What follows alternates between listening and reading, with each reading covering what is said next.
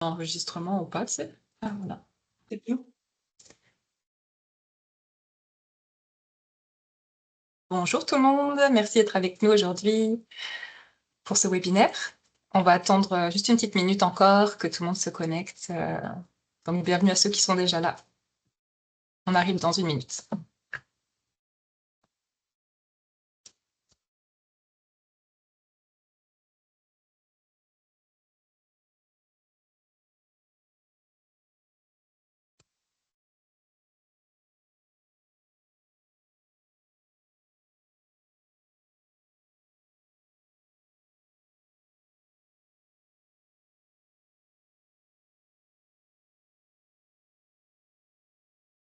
Alors, il est 12h01, je pense que on va débuter tout de suite. Donc, pour information aussi, ce webinaire va être enregistré. Donc, il y aura la possibilité de récupérer, de revoir certains passages si éventuellement certains d'entre vous ont besoin de se déconnecter ou vont nous rejoindre en cours de route. Donc, merci beaucoup d'être connecté avec nous sur cette pause de midi pour qu'on puisse vous présenter plus d'informations sur notre concours Collision. Donc, je me présente. Donc, je suis Marion Stoffel, gestionnaire de programme chez Axelis, et c'est moi qui vais vous faire cette présentation aujourd'hui. Donc, je vais passer au travers différentes informations qui pourraient vous être utiles pour préparer votre candidature. Donc, on vous remercie d'être avec nous et je vais vous passer tout de suite l'ordre du jour plus précis de ce webinaire. Donc, dans l'ordre du jour d'aujourd'hui, on va aborder certains points, donc notamment la présentation générale du concours. On va également faire un focus donc sur les 4 technologies à illustrer pour cette phase 2, les critères du jury, puis les attentes créatives en fait qui vont être attendues pour cette phase, le calendrier des prochaines étapes à venir qu'il faudra bien garder en tête, et aussi une période en fait de questions-réponses avec les participants d'aujourd'hui. Si vous reprenez cette présentation donc en rediffusion, n'hésitez pas à nous contacter. Il y aura toutes nos coordonnées en fin de présentation pour pouvoir nous contacter en tout temps. Donc l'objectif d'aujourd'hui, c'est vraiment de vous aider à préparer donc une belle candidature, bien comprendre ce programme et qu'on puisse vous apporter toutes les informations essentielles donc avant de vous lancer. Donc la section en fait questions et réponses est déjà ouverte. Vous pouvez d'ores et déjà l'utiliser. On a repéré certaines questions qui ont été posées lors de l'inscription. Si vous les voyez pas figurer à la fin de la présentation, vous aurez l'occasion aussi de lever la main. On pourra lire vos questions, ou bien vous pourrez interagir aussi avec nous en fin de rencontre. Alors, je vais passer à une présentation rapide aussi du concours Collision et de Axelis. Donc, pour ceux qui ne nous connaissent pas, en fait, Axelis est une société et une organisation en fait à but non lucratif, dont la mission est de contribuer à la prospérité économique et sociale du Québec en accélérant le développement et le transfert des innovations à haut potentiel qui sont issues de la recherche publique. On est une organisation qui est financée majoritairement par le ministère de l'Économie et de l'Innovation du gouvernement du Québec. Et donc, Axelis, en fait, accompagne la transformation des idées en innovation afin de les intégrer dans la société.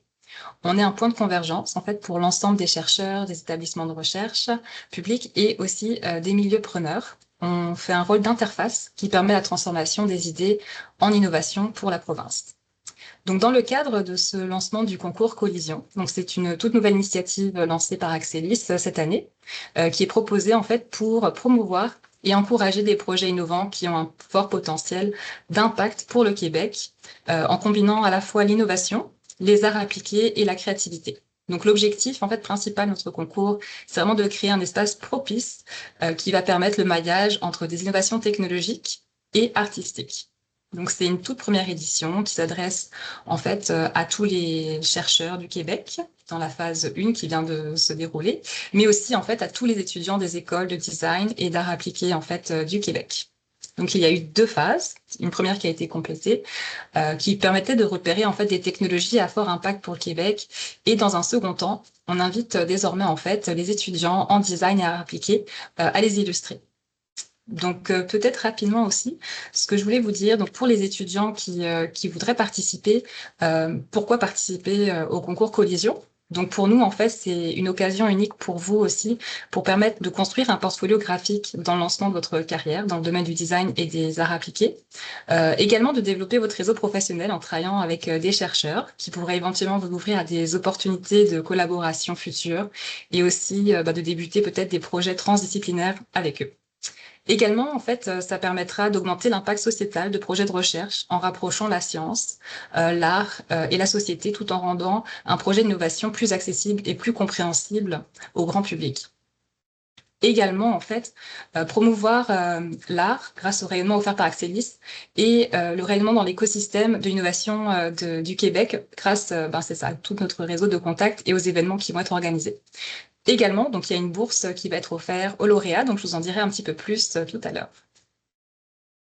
On va passer également donc à la présentation des 4 projets qui ont été sélectionnés. Donc, si vous avez fait un tour sur notre site web, vous verrez qu'en fait, il y avait une première phase qui s'est déjà déroulée dans le cadre de ce concours Collision, qui était en 2 phases.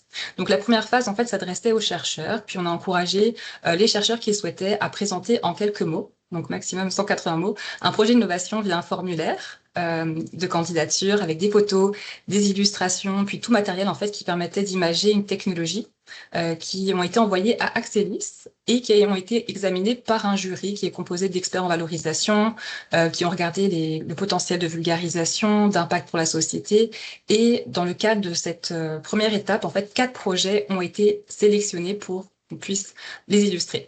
Donc, ces 4 projets sont disponibles sur notre site web. Donc, vous aurez la présentation qu'on avait reçue, également tout le matériel que les chercheurs nous ont adressé.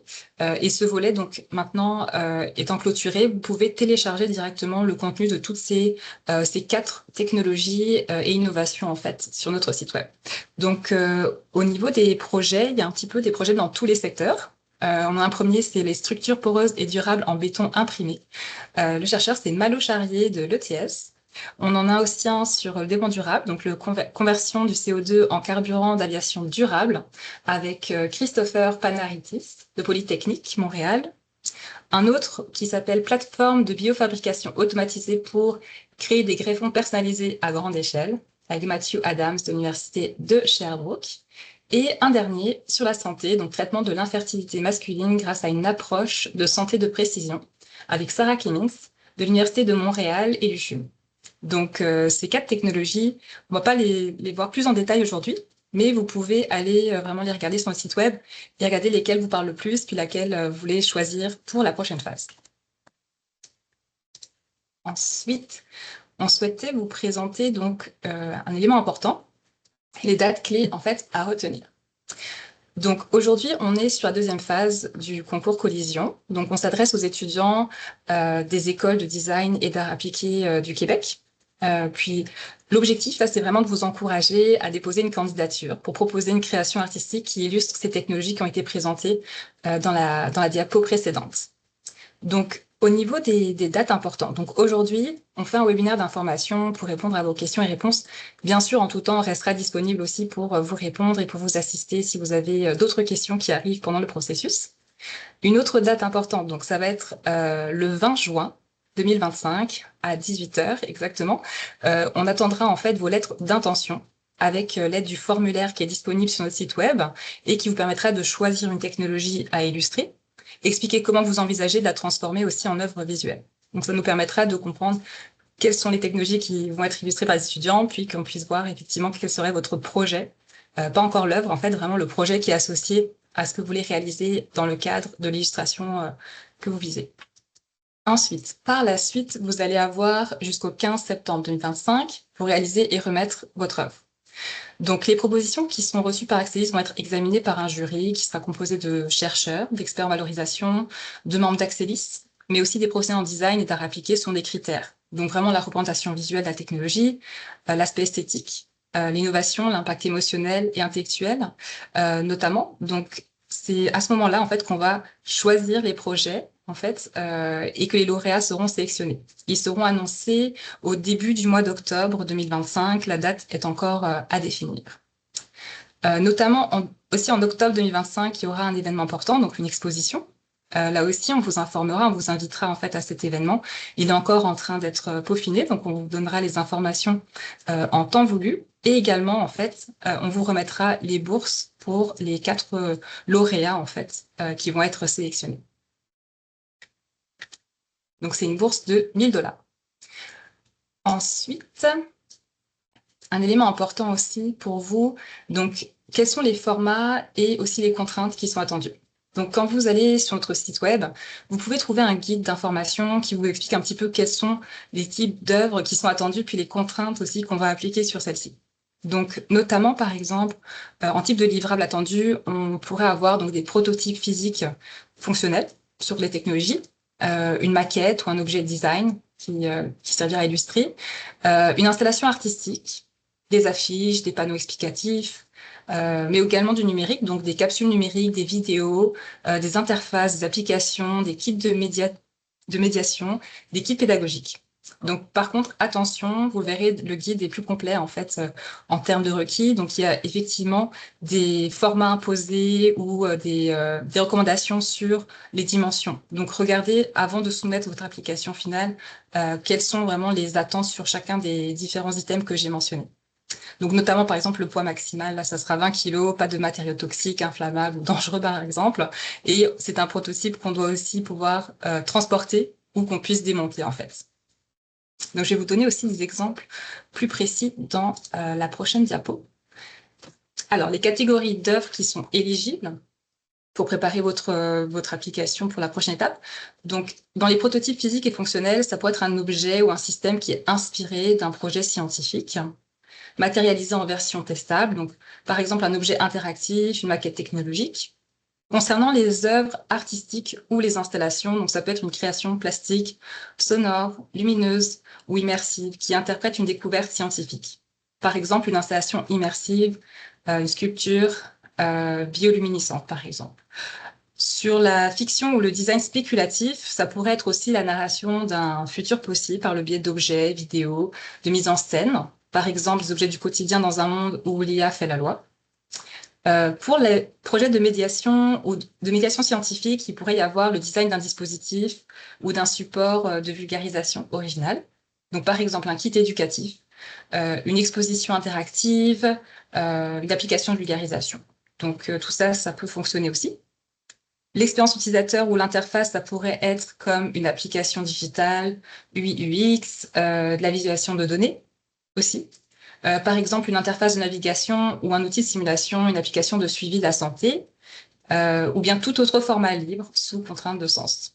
Donc là, en fait, effectivement, si vous avez d'autres idées que ce que je vous ai mentionné juste à l'instant, donc vous aurez carte blanche, à condition que, bien sûr, ce soit en lien avec la recherche scientifique, que ce soit clair, pertinent et que ce soit justifié. N'hésitez pas. Si vous avez des questions en amont pour être sûr d'être bien qualifié pour les œuvres admissibles, donc n'hésitez surtout pas à nous contacter si vous avez d'autres idées que celles qu'on vient de mentionner. Enfin, on arrive au temps réservé pour les questions. Donc, on a noté certaines questions lors de l'inscription, en fait, des participants. Et on souhaitait, c'est ça, il y en a 4 à l'écran. Si jamais vous avez des questions additionnelles que vous n'avez pas trouvé la réponse dans la présentation qu'on vient de faire, n'hésitez pas à les poser dans la rubrique questions et réponses ou bien de lever la main pour qu'on puisse prendre votre question. Donc, sur les questions qu'on a reçues, donc c'était combien de technologies est-ce que je peux illustrer? Donc, nous, dans l'ambition qu'on aurait, ce serait que un étudiant choisisse une technologie, que vous choisissez vraiment celle que vous préférez, en fait, étant donné que dans le formulaire, vous pourrez cocher uniquement une technologie et nous renvoyer. Si éventuellement, c'est ça, vous avez vraiment 2 coups de cœur, vous pouvez toujours nous en faire part lors de du renvoi du formulaire. Cependant, c'est ça, on aimerait vraiment qu'un étudiant fasse une technologie dans la mesure du possible. Il y avait aussi une question sur les frais d'inscription. Donc, bien sûr, il n'y a aucun frais d'inscription. De votre côté, il n'y a aucun coût en fait à prévoir pour pouvoir s'inscrire. Une fois qu'on a reçu votre formulaire, vous pouvez participer. Puis la bourse en fait que nous on va vous verser, ça sera une bourse de 1 000 $ au complet. Il n'y aura pas de frais déduits de ce montant. Quels sont les prix à gagner? Donc, je viens de le dire aussi. Donc, c'est une bourse d'un montant de 1 000 $. Donc, ça sera en fait au moment où on aura choisi lauréat qu'on pourra faire les remises des bourses pour les étudiants sélectionnés. Donc, c'est au mois d'octobre. Et quels critères, enfin, comptent le plus? Donc, de notre côté, en fait, les propositions qui vont être reçues par Axelis vont être examinées par un jury mixte qui est composé à la fois de chercheurs, d'experts en valorisation, de membres d'Axelis, mais aussi, en fait, des professionnels en design et des arts appliqués. Donc, selon les critères qu'ils vont regarder, donc vraiment, ils vont être tous importants. la représentation visuelle de la technologie, l'aspect esthétique aussi, l'innovation qui est représentée, l'impact émotionnel et intellectuel, puis la créativité qui a été appliquée pour produire cette œuvre. Donc, c'est un petit peu tous les éléments qu'on va regarder afin de choisir les projets, bien sûr. Puis, c'est ces critères-là qui sont importants, ils sont tous très importants. Alors, je vais Marion, on a regarder une s'il y a petite tout le monde. question. Ah, c'est ça. On a Oui, une petite question dans l'espace dédié aux questions. Euh, Eliane Carrier demande, est-ce que c'est possible de faire l'œuvre en équipe? Euh, alors, oui, vas-y Audrey, si tu veux y aller. Il n'y a aucun problème à faire une équipe pour remettre l'œuvre. Toutefois, le prix à gagner reste le même, c'est quand même 1 000 $. Donc, si vous êtes deux, vous allez vous diviser le prix à deux, mais aucun problème pour faire une œuvre en équipe. J'espère que ça répond bien à la question.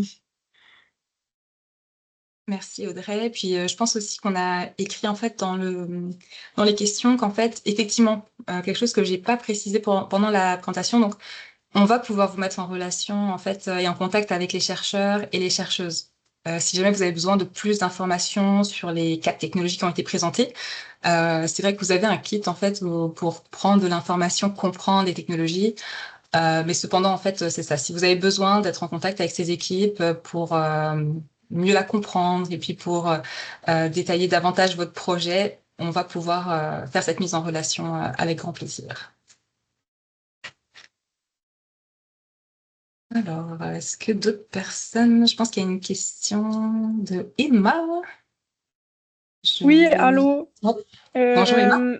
Bonjour. Je me demandais si on fait une illustration scientifique, par exemple, sur format numérique, est-ce qu'on est obligé de l'imprimer ou est-ce qu'on peut le remettre format numérique seulement ou comment ça fonctionne? Nous, de notre côté, le format numérique va fonctionner parce qu'en fait, on a prévu de les reproduire aussi. Donc, Audrey, je pense que tu me Oui, confirmeras que exact. Ouais, exact. ça va fonctionner pour nous, le format numérique. Il n'y aura pas besoin de prendre des coûts pour faire la reproduction. Exact. Ok, parfait, merci. Merci beaucoup, Emma. Donc, si d'autres personnes ont des questions, n'hésitez pas à lever la main ou à poser dans le chat. De toute façon, on va rester à votre écoute, en fait. Donc, on voulait faire un webinaire vraiment très court, juste pour que vous puissiez bien noter les prochaines échéances, comprendre ce qu'on attendait un petit peu plus, vous laisser l'occasion, c'est ça, si vous avez des questions. Mais bien entendu, en fait, on va rester à votre disposition pendant toute la durée, c'est ça, du concours. Je vais vous afficher, en fait, la notre adresse qui est également celle qui est affichée dans le guide. Donc, de votre côté, n'oubliez surtout pas, c'est ça, les prochaines étapes. Prochaine étape, donc, c'est le 20 juin 2025 à 18h.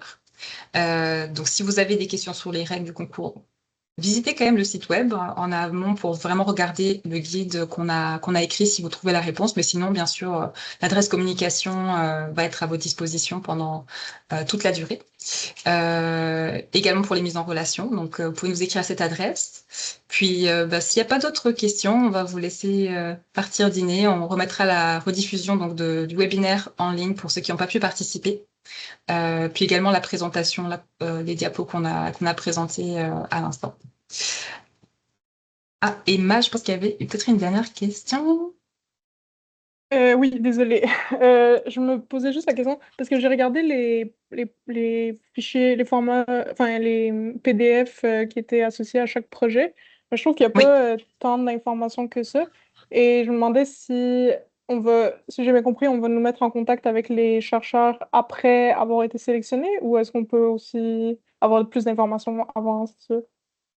oui, on avait prévu normalement que c'était après, mais éventuellement, si là, dans une des technologies, là, par exemple, intéressantes pour vous, éventuellement, vous avez des questions additionnelles, n'hésitez pas à nous écrire. On va regarder si éventuellement, nous, on peut avoir de l'information additionnelle à disposition, mais sinon, on pourra organiser ça, je pense, Audrey. Ouais. Oui, exact. Sans problème. Ok, super, merci. Si ça peut faciliter votre choix parmi une techno, on va essayer de répondre le plus possible à toutes les questions. Puis si on n'a pas les réponses, on va mettre en contact directement avec le chercheur. Ils ont déjà été avisés, là. Je pense pas que ça va être un problème. Ok, merci beaucoup. Merci. Est-ce que Richard peut-être avait une question? Je pense que j'ai vu avant la caméra, mais je suis pas sûre à 100%. Peut-être ça a été répondu. Non? C'était pas. Ok. Super. Bah, je pense qu'on a pris peut-être toutes vos questions. Puis, bah, si vous avez des questions plus précises sur votre projet, bien sûr, on va les prendre en séparé. Donc, bah, il ne nous reste plus qu'à vous souhaiter bonne chance. Merci beaucoup pour votre attention aujourd'hui. Puis, bah, c'est ça. On sera ravis de vous écouter, que ce soit par courriel ou bien de refaire d'appel s'il y a nécessité de donner plus d'infos. Donc, bah, c'est ça. On se retrouve bientôt avec vos formulaires de lettres d'intention. Donc, merci à tous. Merci beaucoup. Merci. Merci beaucoup. Au revoir. Good job, Marion.